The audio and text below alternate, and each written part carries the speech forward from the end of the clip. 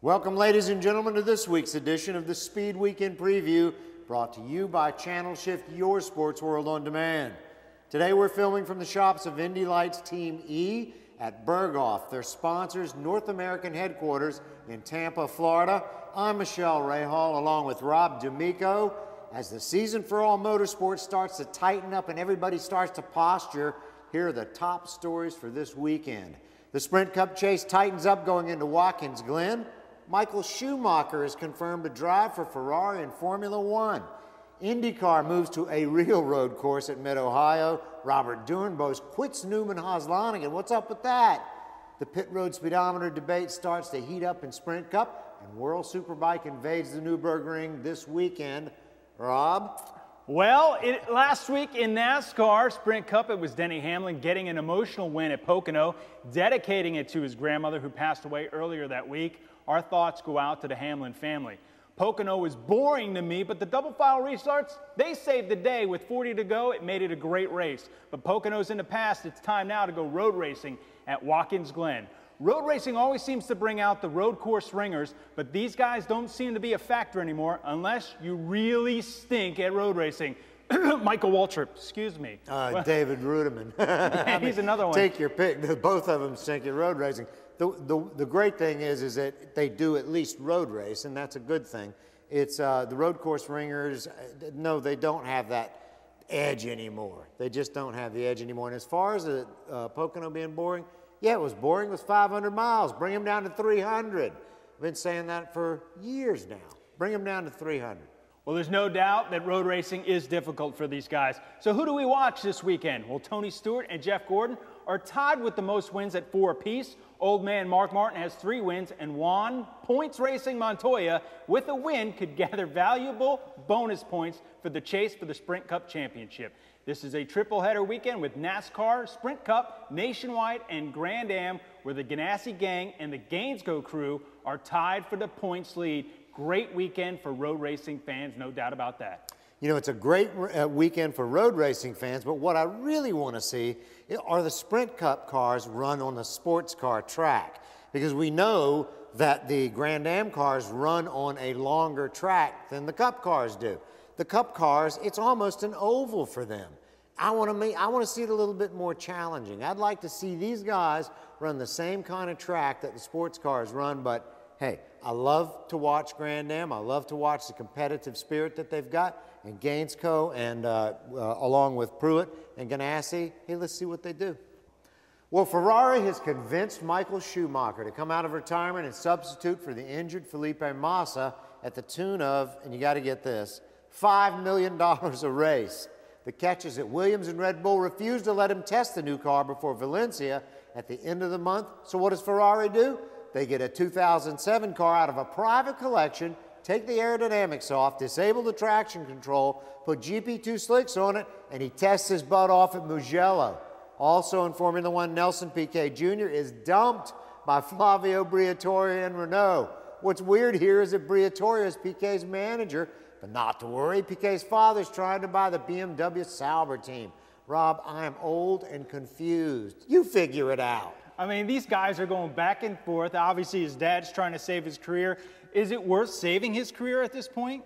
Yeah, the kid is a great driver. There's not a doubt in my mind he's got the ability, but does his father have the ability with the team that he has in GP2 to be able to take over a Formula One team, though Peter Sauber is able to run a team. He just doesn't want to own the whole thing. He's got 20% right now. Okay, in IndyCar and Indy Lights, they moved to Mid-Ohio this weekend, one of the most beautiful tracks in America, after coming off an exciting Kentucky race where Ed Carpenter almost won his first race, but it was Ryan Briscoe with the win. So let's combine the push-to-pass system modified for the Mid-Ohio circuit and the Firestone primary and alternative tire options that they have. The teams now have more wild cards in the deck for this weekend's race. Should be exciting. Also, ALMS will be at Mid-Ohio as well, and the new GT2 Corvettes plan to make some noise. These are a beautiful looking car. They're great looking cars, and GT2 has really taken its place over GT1, which really got incredibly expensive. As far as the push to pass is concerned, I don't really think at Kentucky or anywhere else that 5 or 10 extra horses is doing anything at all. It's almost a defensive button, as a matter of fact. I mean, it's the aerodynamics are what made the most difference at Kentucky. It really is. I mean, that's my opinion, but I think if you talk to an aerodynamicist or any of the other chief mechanics and technicians, they're going to say the same thing. That was a very, very weak, it's not really a truly push-to-pass button. Let's see what it could do here this weekend at Mid-Ohio. Well, Robert Durenbos, the ex-Formula One driver, has quit the Newman-Haas-Lanigan IndyCar team and has given no reason. He's expected to move over to HVM Racing and join or replace E.J. Vizo. I really expect it to be a second car as Vizo brings in the cash.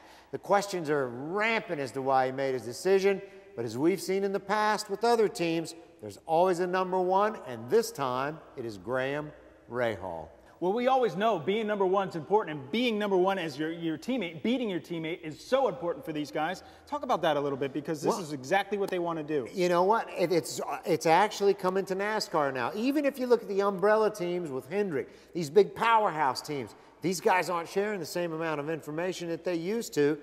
A number one driver has to beat the other guy. Each teammate is just struggling to beat their teammate. If they can do that, it's called job security. Yeah, I need some of that. There's no doubt about that. All right, we have heard all about the pit road speedometers, and now the commentators are talking about the COT and adopting the nationwide COT suspension. Let's talk about that a little bit, because the speedometers, I could care less, man. Throw them out. It's up to the driver. Juan Pablo Montoya, you made a big mistake at Indy. You were winning that race. You had a 4 or 5 second lead, and you went in and screwed up on the pitch. You had plenty of time. I know these guys always race on the edge, but come on, man, you can't make that kind of mistake. What's the point in having an RPM style of speedometer? You've already got a feed. You've already got a feed coming from NASCAR, an electronic feed. How hard is it to take that feed, put it into the car so that the driver actually sees what NASCAR is seeing? It takes nothing to do. It takes the racing out of the pits instead of having to win races or lose races on pit road penalties. For God's sake, please. I mean, come on. All right. That's not racing. Let me talk about something else. We have the Mustang coming to the Nationwide Series, and that's a car they've talked about in the past. But we also now in the Coney Challenge Series have the Camaro coming in. I think this is great. This is a series you're going to watch, because with the Nationwide looking for identity, this is going to help them. But we've said it before, they should be in the Sprint Cup as well.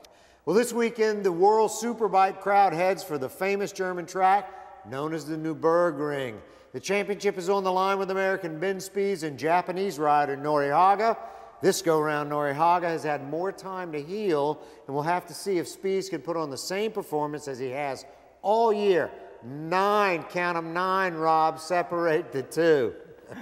I'm a little nervous about this one. You know, we had a little deal going on here that Ben Spies wouldn't beat Norihaga, but now with Norihaga's injury, 7 points separate these guys. It is going to be critical. All right, here's what to watch on Speed Friday. Remember, all times are Eastern. 11 a.m. it's NASCAR Live. 11:30 a.m. it's Sprint Cup practice from Watkins Glen. At 1:30 p.m. nationwide practice at Watkins Glen as well. 7 p.m. it's trackside. 8 p.m. Grand Am Rolex Series from guess where? Watkins Glen. On Saturday at 12 o'clock, it's noon Sprint Cup practice. At 1 p.m. NASCAR Live. 3 p.m. is the World of Outlaws. 7 p.m. NASCAR Performance. 7:30 p.m.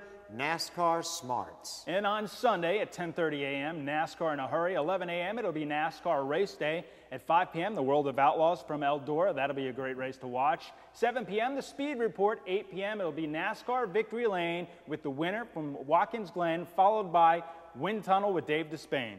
And don't forget to listen to Rob and I every weekend, Saturday and Sunday from 6 to 9 a.m. Eastern on over 250 Fox affiliates, XM Channel 142, and the American Forces Network.